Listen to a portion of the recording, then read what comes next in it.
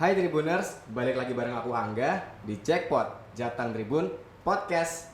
Nah, hari ini Tribuners, Angga nggak sendirian. Dan hari ini spesial banget, Angga ada di salah satu studio keren di kota Semarang. Tepatnya di kantor Dinas Koperasi Provinsi Jawa Tengah. Hari ini Angga nggak sendirian nih Tribuners. Yang seperti udah Angga bilang, Angga ditemani dengan Ibu Emma. Beliau adalah Kepala Dinas Koperasi Provinsi Jawa Tengah. Selamat siang Ibu Emma. Siang Mas Selamat Angga, siang. selamat jumpa lagi. Apa Tribun. kabar Bu? Baik, alhamdulillah. Alhamdulillah baik. Tribuners ya. Tribuners, bener banget. Ibu Emma mungkin boleh Oh, iya. maskernya dilepas Ibu. Oh, iya. Wah kan kalau gini kan Tribuners bisa lihat nih cantiknya Iya. Bu Emma. Bu Emma nih selaku Kepala Dinas Koperasi Jawa Tengah ya Bu ya. Bu kita mau ngobrol-ngobrol dikit Ya. nih, boleh ya Bu ya? Boleh. Boleh ya Bu ya. Nah, ngomong-ngomong soal Dinas Koperasi ini Bu ya. Koperasi kan nggak jauh-jauh dari UMKM. Bener kan ya Bu Ya, ya? ya. Ngomong-ngomong soal UMKM, ada program apa aja sih Bu dari Dinas Koperasi ini? Ya, kalau kita kan dinasnya namanya Dinas Koperasi UKM Provinsi Jawa Tengah. Jadi programnya ada dua, untuk koperasi dan untuk UKM. Jadi kalau untuk koperasi, kita punya program untuk pemberdayaan dan perlindungan koperasi. Jadi di sana mulai dari sisi usahanya, kelembagaannya, kemudian juga tata laksana dan semua yang berkaitan dengan usaha koperasi. Kemudian yang kedua ada pengawasan koperasi. Kenapa? Karena memang koperasi itu di dalam kinerjanya itu harus ada diawasi oleh pemerintah. Jadi apakah dia benar menjalankan jati diri koperasi apa enggak, bagaimana usahanya benar apa enggak sesuai dengan koperasi. Nah, itu kita ada pengawasan koperasi. Kemudian untuk UKM ada dua. Yang pertama adalah terkait dengan pemberdayaan UKM, yang kedua pengembangan UKM. Jadi kalau pemberdayaan UKM itu lebih ke sisi perlindungan. Jadi mulai dari legalitas usahanya, kemudian mungkin izin-izin, kemudian juga ada sertifikasi, kemudian ada pembiayaan, ada inkubasi dan sebagainya. Itu di pemberdayaan. Kemudian ada yang pengembangan itu nanti lebih ke pasar seperti apa, untuk memperbaiki produksinya seperti apa. Nah, juga yang terakhir ada yang namanya untuk penguatan kapasitas baik kelembagaan koperasi maupun untuk UKM. Oh seperti itu ya Bu ya? Ya, 5 program tersebut ya. Nah untuk program tersebut memang sudah arahan dari pemerintah pusat atau memang dari pemerintah Jawa Tengah Bu? Iya, jadi kalau program itu ada di pemerintahan itu kan sudah ada tuntunannya, ada pedomannya ya dari Kementerian Dalam Negeri dalam bentuk peraturan Menteri Dalam Negeri. Yeah. Itu ada, kemudian kita isinya kan ada program, ada kegiatan. Nah itu isinya itu disesuaikan dengan kebutuhan dan kondisi daerah masing-masing. Oh, jadi seperti itu. sudah kita sesuaikan itu. Jadi Jawa Tengah seperti apa potret UKM-nya, koperasinya. Nah itu kegiatan itu sudah menyesuaikan dengan apa yang terjadi di Jawa Tengah. Wah luar biasa ya Tribuners ya, programnya sudah komplit ya Bu ya. Ya. Nah ngomong-ngomong soal program pasti kan ada juga mengacu ke perkembangannya dong Bu, ada hasilnya. Ya. Nah perkembangan atau hasil dari UKM ya Bu ya. Ya. UKM sendiri di Jawa Tengah seperti apa Ibu? Sebelum pandemi itu lumayan bagus sebetulnya. Jadi ada aset juga meningkat, omset juga meningkat, baik koperasi maupun UKM tuh ada peningkatan aset maupun omset gitu ya. Nah, tapi setelah pandemi itu turbulensi. Kayak pesawat ada turbulensi. Ada ujian Iya, ya. turun gitu. Turunnya lumayan Mas. Turunnya lumayan Mas. Jadi kita melihat di tahun 2020 itu sampai akhir itu kita potretnya itu UKM di Jawa Tengah dan koperasi itu rata-rata mengalami penurunan omset itu sekitar 46%. Wow. Asetnya ya hampir sampai 30%. Kalau koperasi mungkin nggak terlalu terjun bebas itu ya, tapi kalau yang UKM itu terjun bebas. Jadi kemudian untuk penurunan tenaga kerja yang UKM itu sampai hampir 30% juga. Nah kalau koperasi nggak terlalu, karena koperasi itu kan badan hukum ya, jadi dia mungkin pada saat triwulan pertama pandemi itu agak begini, tapi begitu dia sudah punya strategi yang bagus, dia sudah bisa naik lagi. Naiknya nggak susah ya Bu? Ya, kalau UKM ini agak lama ini lumayan gitu. Lumayan butuh waktu ya. Ya, ini kan terbukti ya di pertumbuhan ekonomi kita kan awalnya itu kan -3, sekarang sudah naik lagi -2. Udah ada progres ya Bu ya, Ya, udah naik pelan-pelan ya, Bu ya. ya. Nah terkait dengan tadi Bu Emma sempat cerita soal UKM kita yang sempat terjun bebas turun, otomatis para pelaku UKM akan butuh bantuan ya Bu ya, atau mungkin mereka mengajukan bantuan. Peran atau posisi dan kehadiran dari Dinas Koperasi ini bagaimana nih Bu? Ya jadi di masa pandemi pertama itu kan kita melihat kita kan melakukan pendataan nih Mas, jadi kita adakan pendataan by online gitu ya. Nah itu ternyata paling banyak yang mengalami permasalahan di sektor makanan minuman. Oke. Nah, kenapa? Jadi waktu itu tuh sudah susah pasarnya karena kan banyak order di mana-mana gitu ya. Gula susah, kalaupun ada itu hanya boleh beli 1 kilo gitu kan. Kemudian telur juga naik gitu kan. Nah ini yang sehingga banyak UKM dari makanan minuman itu yang tidak bisa produksi. Jadi waktu itu ada 68% UKM yang bergerak di makanan yang terdampak pandemi. Nah itu yang sangat besar. Iya, lumayan besar. Akhirnya kita berpikir apa yang kita bisa bantukan untuk untuk mempercepat supaya mereka bisa berproduksi kembali. Karena kalau makanan minuman sebetulnya masih ada pembeli. Jadi sepanjang pasar itu tradisional masih buka itu ya, mereka masih bisa berjualan.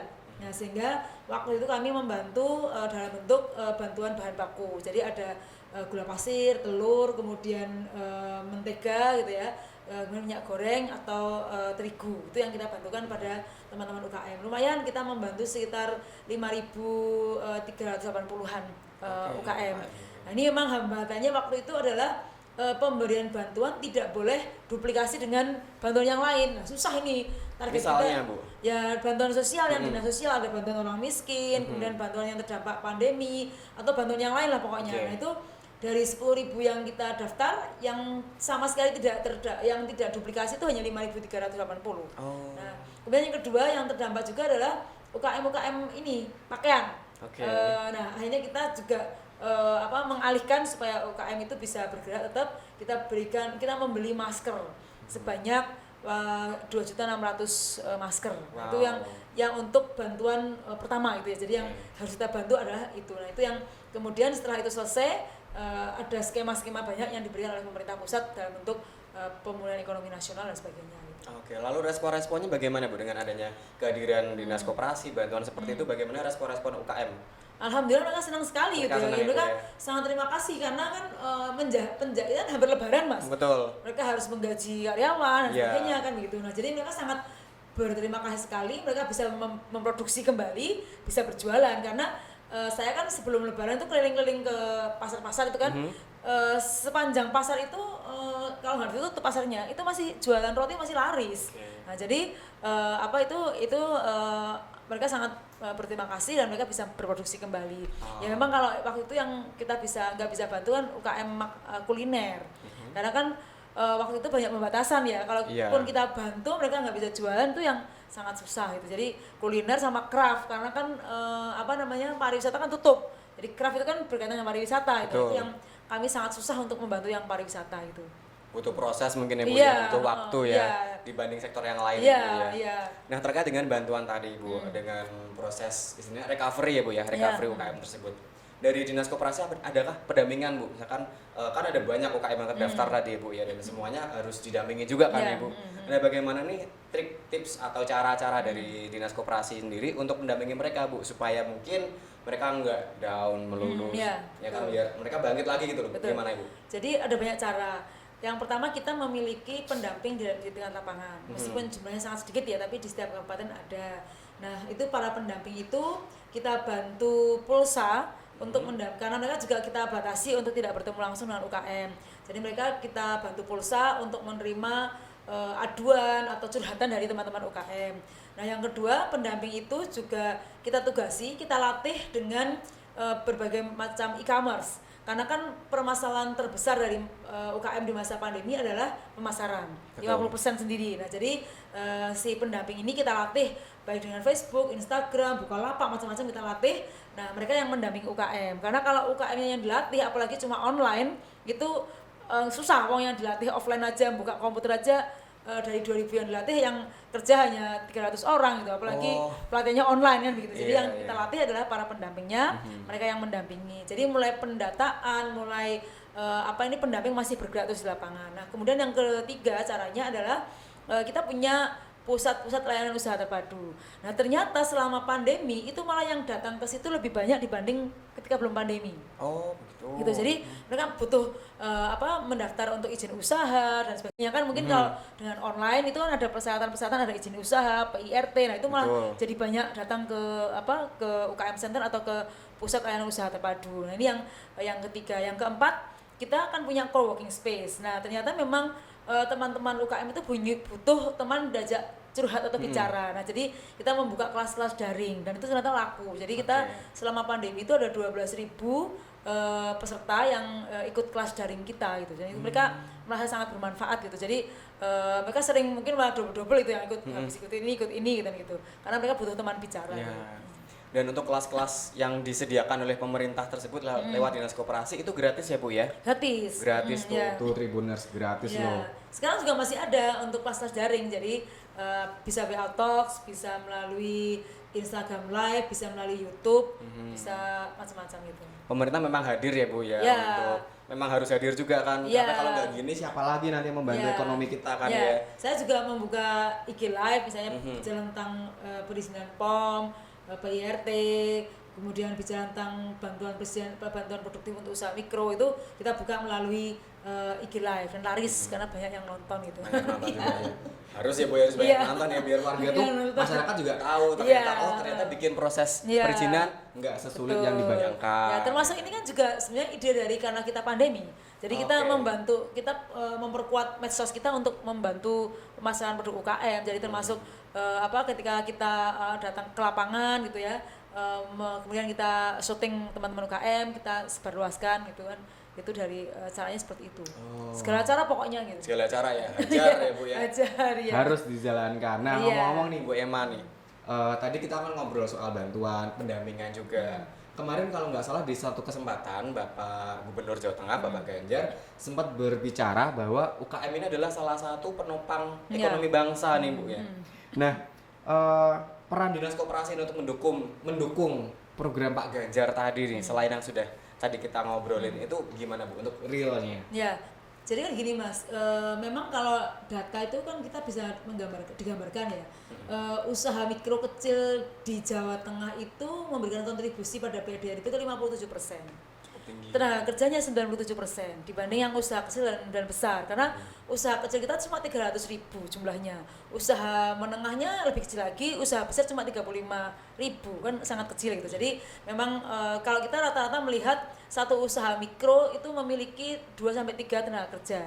Nah kalau itu nggak dibantu kan berarti yang tidak bekerja menjadi sangat banyak kan begitu. Nah ini yang menjadi fokus Pak Gub memang bagaimana membantu usaha mikro dan kecil ini. Nah diantaranya memang kita memang terutama yang di pasar tadi, karena kita gempur pasar bener. Jadi misalnya kita adakan UKM Virtual Expo. Nah kita ada 3 kali UKM Virtual Expo dan omsetnya ternyata lumayan. Sampai hampir 5 miliar. Selama 3 kali UFO itu kita hampir 5 miliar, dan sampai sekarang mereka masih menerima pesanan-pesanan dari para pemirsa, karena yang melihat itu sampai hampir 24.000 orang viewer gitu. Dan pembelinya tidak hanya dari Indonesia aja tapi juga dari luar negeri, luar Jawa, luar negeri. Nah, ini kan sebenarnya berarti pasar di luar Jawa Tengah kan rindu dengan produk-produk UKM Jawa Tengah kan gitu. Nyatanya mereka juga belanja kan gitu. Ada yang belanja sampai 1,2 miliar dan sebagainya, itu cukup mencengangkan gitu. Nah ini ya makanya kami bersama dengan Bank Jateng ini setahun ini kami terus lakukan untuk UKM Virtual Expo. Nah ini yang kemarin kami sudah bicara dengan Telkomsel gitu ya, karena mereka juga punya platform dan ternyata platformnya sama dengan aplikasi kami yang ada di website untuk UFO. Nah saya lagi minta boleh nggak kalau itu misalnya dipindah aja langsung jadi sebuah marketplace daripada kalau ini kan kita nyewa setahun aja kan, kalau setelah itu kan sayang kan karena sudah ada pembelian, sudah ada pasar kan gitu. Ini yang kita di UKM Virtual Expo. Kemudian yang kedua kami sama dengan hotel. Jadi yang pertama sudah kita lakukan dengan Accor Group. Itu untuk Jawa Tengah aja selama 1 tahun kita sudah kontrak 1,5 miliar untuk 43 UKM. Nah jadi ada makanan, kemudian ada amenities, ada spray yang untuk spray dan sebagainya linen itu ya, linen itu. Jadi kita sudah dengan Accor ini masih terus berkembang, dan kita juga sedang membidik pasar Accor yang lain yang hotel-hotel baru gitu ya, terutama untuk furniture, amenities, kemudian dekor, home decor dan sebagainya, itu yang kita sedang bidik untuk grup Accor yang baru-baru. Kemudian juga kami sedang menjajaki dengan Davam Group. Jadi kita lakukan untuk hotel. Kemudian kami juga dengan kerjasama dengan beberapa kedutaan besar. Jadi kami membidik market intelligence di masing-masing negara tuh yang dibutuhkan dari Jawa Tengah itu apa, itu yang kita sedang lakukan seperti itu gitu. Saya menarik sih Bu, menarik soal tadi bekerja sama dengan Perhotelan ya Tribuners, karena memang di hotel sendiri memang banyak sekali membutuhkan apa ya istilahnya ya, bukan barang-barang ya, peralatan lah, seperti dari linennya, amenities ada banyak, sabun, itu meja ada ini, sikat gigi, meja, kan belum vas vas juga. sandal, itu saya box untuk spray untuk cucian kotor. Betul, itu kan memang menyerap banyak sekali tenaga dan banyak sekali industri yang bisa terserap. Dapur itu bawang merah apa segala macam, ada beras itu kita bidik itu. Keren sih Tribuners ya. Dan sekarang yang terbaru parcel lebaran untuk UKM. Jadi kita bidik itu paling nggak PNS, perbankan, BUMN. Nah ini melalui ini nih saya pengen ngomong nih, BUMN belum kelihatan nih, belum yang beli baru sedikit. Mana katanya komitmen untuk UKM, nyatanya baru sedikit yang beli. Tuh. Nah itu. Disentil Bu Emma loh. Iya, mumpung di sini nanti ini dijarkan kapan ini? Biar nanti saya kirim ke BUMN gitu. Nanti kalau saya dikasih ya, saya kirim ke BUMN nih, mau nagih. Siap Bu Emma. Nah, ini terakhir ini Bu, rencana nih program terdekatnya dari Dinas Koperasi atau mungkin sudah berjalan. Itu boleh di-share sedikit Bu? Ya kita masih akan lebih menggempur untuk pasar. Jadi karena kan pasar masih ini ya, masih belum stabil. Jadi kita memang akan gempur pasar dengan apapun caranya. UFO masih kita lakukan, nanti kemudian kita mungkin kalau sudah boleh ya akan mungkin kita pameran offline, kalau belum boleh ya kita memang akan perkuat di online dan kita lagi membidik beberapa marketplace yang memang kalau gini loh Mas, kalau selama ini di marketplace itu kan asal barang dipajang laku apa enggak kan enggak ini lah. Kita lagi milih marketplace yang memang sekaligus dia bisa mendampingi UKM. Jadi enggak hanya waton dipajang gitu ya. Karena kan UKM itu butuh treatment khusus yang itu. Nah ini yang kita melihat ada beberapa kesempatan yang akan kita lakukan untuk masuk ke sana gitu. Harapannya Ibu untuk UKM kan mereka yang belum tahu nih, misalkan aduh aku juga kepingin daftar nih, cuman aku kok nggak tahu harus kemana, seperti apa itu mungkin terakhir Bu. Ya jadi pertama mungkin teman-teman UKM tetap harus semangat gitu ya, pokoknya kita ada untuk Anda semua kan begitu. Nah jadi nanti kalau teman-teman kesulitan datang aja ke Dinas Koperasi setempat, di masing-masing kabupaten kan ada, atau kalau di kabupatennya ada pusat layanan usaha terpadu, silakan datang ke sana. Nah nanti mungkin di Tribun akan kita sampaikan nomor kontak-kontak teman-teman para pendamping ya teman-teman ya. Nanti kita ini ya disampaikan kontak-kontak yang bisa dihubungi kalau teman-teman membutuhkan pendampingan. Kalau pendampingan itu bisa melalui pendampingan untuk perizinan, PIRT, halal, kemudian ada pendampingan kemasan dan sebagainya. Nah ini yang termasuk salah satunya adalah kita saat ini memperbaiki kemasan. Jadi kemasan harus bagus dulu untuk masuk ke pasar online. Kalau nggak bagus, nggak menarik. Kalau misalnya bungkusan plastik biasa kan orang bungkusan plastik nanti gimana? Kalah saing ya Bu ya sama produk lain ya. Jadi harus diperbaiki dulu kemasannya. Gitu. Oke, wah luar biasa Tribuners, ini sesi ngobrol sama Ibu Emma nih kalau bisa di ngobrol lebih lanjut nih nggak selesai nanti ya Bu ya. Banyak banget yang harus dibahas karena UMKM ini emang tonggaknya kita juga ya Bu ya. Nah, Tribuners itu tadi obrolan singkat Angga sama Bu Emma selaku Kepala Dinas Koperasi Provinsi Jawa Tengah. Tetap ikutin Angga ya, nanti akan ada podcast lain. Jangan kemana, tetap terus ikutin Angga di. Jangan lupa beli produk UKM bilang. Oh iya, jangan lupa Tribuners beli produk-produk UMKM ya. Jawa Tengah khususnya ya. Bangga buatan Indonesia. Bangga buatan Indonesia. Tetap bareng Angga di Jackpot Tribun Jateng Podcast.